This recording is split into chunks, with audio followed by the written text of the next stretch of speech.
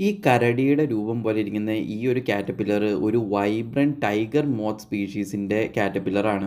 അതിൻ്റെ ഒരു scientific name എന്ന് പറഞ്ഞു കഴിഞ്ഞിട്ടുണ്ടെങ്കിൽ മാക്രോബോർഷിസ് ഗിഗാസ് എന്നാണ്. ഇതൊരു ലിച്ചൻ ലവിങ് ലാർവയാണ്. അതായത് ലിച്ചൻ എന്ന് പറഞ്ഞു കഴിഞ്ഞിട്ടുണ്ടെങ്കിൽ വേറെ ഒന്നുമല്ല, ഈ പായലില്ലേ, കല്ലിക്കടയൊക്കെ പിടിച്ച് നിൽക്കുന്ന പായൽ, പിന്നെ മരത്തിൻ്റെ തടിക്കടയൊക്കെ നിൽക്കുന്ന പായലുകൾ, ആ പായലുകളാണ് ഇതിൻ്റെ ഒരു മെയിൻ ഫുഡ് എന്ന് പറയുന്നത്. ഇത് സൗത്ത് ആൻഡ് സൗത്ത് ഈസ്റ്റ് ഏഷ്യയിലെ ഹ്യൂബിഡ് വുഡ്ലാൻഡ്സിലാണ് ഇത് യൂഷ്വലി കണ്ടുവരുന്നത്. ഇത് നമ്മുടെ ഇവിടെ ലോക്കലി കാണുന്ന ചൊറിയമ്പുഴുയുടെ ഒരു വെറൈറ്റി തന്നെയാണ്.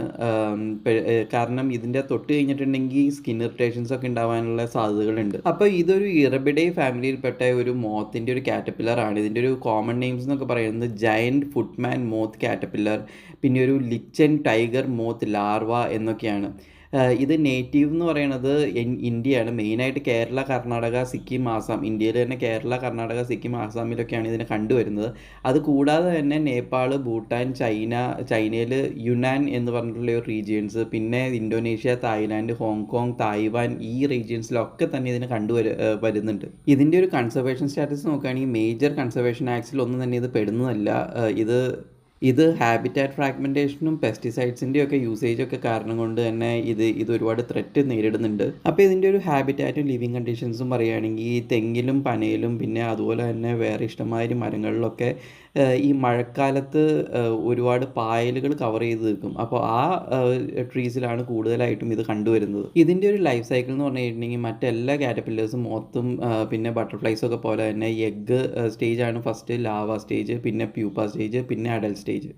എഗ് സ്റ്റേജിൽ യൂഷ്വലി ഇത് എഗ്ഗ് ലേ ചെയ്യുന്നത് ബാർക്ക് എന്ന് വെച്ച് കഴിഞ്ഞിട്ടുണ്ടെങ്കിൽ മരത്തൊലിയിലും പിന്നെ മരത്തിൻ്റെ ഇലകളിലൊക്കെയാണ് ഇത് എഗ്ഗ് കൂട്ടത്തോടെ ലേ ചെയ്യുന്നത്. ലാർവ സ്റ്റേജിലുള്ള ഒരു കാറ്റർപില്ലറിനെയാണ് നിങ്ങളിപ്പോൾ ഈ കാണുന്നത്. ഒരു ഡാർക്ക് ബോഡിയുടെ ആയിരിക്കും, ഒരുപാട് ഫറൊക്കെ ആയിട്ട് ഒരു കരടി പോലെ ഇരിക്കുന്ന ഒരു കാറ്റർപില്ലറാണ് ഇത്. പിന്നെയുള്ളത് പ്യൂപ്പ ഫേസും പിന്നെ അഡൽട്ട് ഫേസും ആണ്. Adult phase usually March and മെയിലാണ് കൂടുതലും ഈ മോത്ത്സിനെ കണ്ടുവരുന്നത്. അപ്പോൾ ഈ ലാർവയുടെ പ്രെഡേറ്റേഴ്സ് എന്നൊക്കെ പറയുന്നത് തവളകൾ, വലിയ ഉറുമ്പുകൾ, അതുപോലെ തന്നെ എട്ടുകാലികൾ, പിന്നെ ബീറ്റിൽസ് ഒക്കെയാണ് ഇവയെ ഹണ്ട് ചെയ്യുന്നത്. ഇതിൻ്റെ ഒരു ഡിഫൻസ് മെക്കാനിസം ഇതിൻ്റെ ഈ ഹെയറി ബോഡി തന്നെയാണ്. അത് ടച്ച് ചെയ്ത് കഴിഞ്ഞിട്ടുണ്ടെങ്കിൽ സ്കിൻ ഇറിറ്റേഷൻസ് ഒക്കെ ഉണ്ടാകും. അത് തന്നെയാണ് ഇതിൻ്റെ മേജർ ഡിഫൻസ് മെക്കാനിസം. പിന്നെ ഈ കറുത്തിരിക്കുന്നതുകൊണ്ട് തന്നെ മരത്തൊലിയിലുള്ള ഒരു പാണ്ടായിട്ട് മാത്രമേ ഇതിനെ ദൂരെ നിന്ന് നോക്കി കഴിഞ്ഞിട്ടുണ്ടെങ്കിൽ കാണാൻ പറ്റുള്ളൂ. അതായത് കാമഫ്ലേജിങ്ങും ഒരു ഡിഫൻസ് മെക്കാനിസം. കേരളത്തിലും കർണാടകത്തിലൊക്കെ ഇതിൻ്റെ നമ്പേഴ്സ് ഒരുപാട് കൂടുമ്പോൾ അത് ഒരു ഹെൽത്ത് പ്രോബ്ലംസ് ഉണ്ടാവാനുള്ള സാധ്യതയുണ്ട്. കാരണം ഒരുപാട് സ്കിൻ റിലേറ്റഡ് ആയിട്ടുള്ള ഇഷ്യൂസ് ആ ടൈമിൽ വരും. അപ്പോൾ നിങ്ങൾ ഇതിൻ്റെ അകത്ത് ക്ലോസ് ആയിട്ട് ഈ വീഡിയോയിൽ വാച്ച് ചെയ്തിട്ടുണ്ടെങ്കിൽ കാണാൻ പറ്റും അത് എങ്ങനെയാണ് ഈ ലിച്ചൻസ് ഫീഡ് ചെയ്യണതെന്ന് വെച്ചാൽ. ലിച്ചൻസ് മാത്രമല്ല, ആൽഗേസും മരത്തിയുടെ പറ്റി പിടിച്ചിരിക്കുന്ന ആൽഗേസും ലിച്ചൻസും ഒക്കെ തന്നെ ഇത് കഴിക്കുന്നുണ്ട്. പിന്നെ ഇത് ചൊറിയമ്പുഴുയുടെ തന്നെ ഒരു വെറൈറ്റിയാണ്. അതുകൊണ്ട് തന്നെ ഇതിന് കയറി പിടിച്ചു കഴിഞ്ഞിട്ടുണ്ടെങ്കിൽ സ്കിൻ ഇറിറ്റേഷൻസ് വരാനും തടിച്ചു പൊങ്ങാനൊക്കെ ഉള്ള ഒരു സാധ്യതകളുണ്ട്. സംഭവം ഇതൊരു ചൊറിയമ്പുഴു ആണെങ്കിലും ഇത് കഴിഞ്ഞിട്ട് ഇതിൻ്റെ ഒരു അഡൽട്ട് സ്റ്റേജിലേക്ക് എത്തുമ്പോൾ ഇതിനെ കാണാനായിട്ട് ഭയങ്കര ബ്യൂട്ടിഫുൾ ആണ്.